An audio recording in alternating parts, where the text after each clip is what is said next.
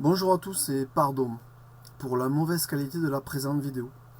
Je vais vous parler du programme de Dupont-Aignan Nicolas, Debout la France. Ce programme de 209 pages est découpé en 5 parties. Je vais exposer un très bref résumé de ce qui a retenu mon attention. Partie 1, rendre aux Français leur liberté et à la France son indépendance. Ça parle de référendum d'initiative citoyenne, l'exigence d'un casier judiciaire vierge pour nos élus, de diminuer le nombre d'élus en supprimant entre autres les conseillers régionaux. Ensuite, ça parle d'armée. On lit la volonté de sortir du commandement intégré de l'OTAN, la volonté de porter le budget de l'armée à 2,5% du PIB contre 2% actuellement, et beaucoup d'autres mesures visant à améliorer le nombre et la situation de nos soldats et de notre armée en général. Ensuite, un cadre est posé. L'Europe actuelle brille de la France, aussi selon NPA. Il convient de créer une autre Europe davantage centrée sur les nations, sur la base d'un traité alternatif qui est présenté comme étant un annexe, et que je n'ai pas trouvé.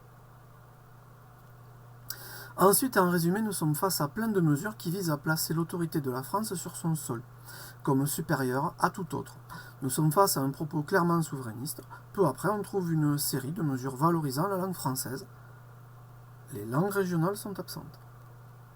Partie 2. Récompenser le travail et inciter à produire en France. Une mesure attire mon attention. Augmenter les salaires de 8%, équivalent d'un troisième mois, pour tous les salariés jusqu'à 3 SMIC, sans peser sur le coût du travail pour les entreprises, par une réduction des cotisations salariales. Cela me laisse pensif, car les cotisations salariales servent à payer entre autres la sécurité sociale et la retraite. Aussi, je suis allé faire un tour dans le financement du projet, une partie claire et détaillée. C'est là que j'ai trouvé un arrêt de subvention aux éoliennes. Je rappelle que RTE établit dans son dernier rapport qu'il faut à minima environ doubler nos capacités en électricité éolienne terrestre. Une proposition allant contre les éoliennes semble donc peu pertinente. J'ai aussi trouvé une ligne qui me laisse pensif. Couper les pompes aspirantes migratoires. Au niveau européen et par rapport au nombre d'immigrés accueillis, la France est à la position numéro 15 sur les 28 pays. Parler de pompes aspirantes migratoires ne me semble pas du tout raisonnable. Ensuite, d'autres mesures, elles retiennent positivement mon attention, comme porter le budget de la recherche à 3% du PIB.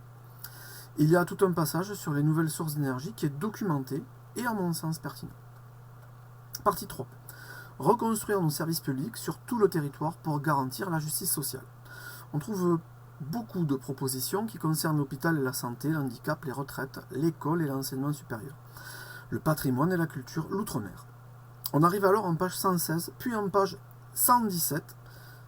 On est face à des propos totalement différents et portant sur 24 mesures sans aucun lien avec le paragraphe précédent. Le début de la partie 4 semble avoir été oublié dans le document. Ça fait vraiment pas sérieux. Aussi, et bien que j'ai lu la suite du programme, je m'arrête là. Vous trouverez en description de la vidéo l'adresse du site de Nicolas Dupont-Aignan. Cela vous permettra de gagner du temps pour vous informer vous-même et constater ce manque de sérieux en page 116-117 au niveau de son projet. À moins que, suite à ma vidéo, le document que j'ai pris soin de télécharger ne soit corrigé. Du peuple, par le peuple, pour le peuple. Je vous salue.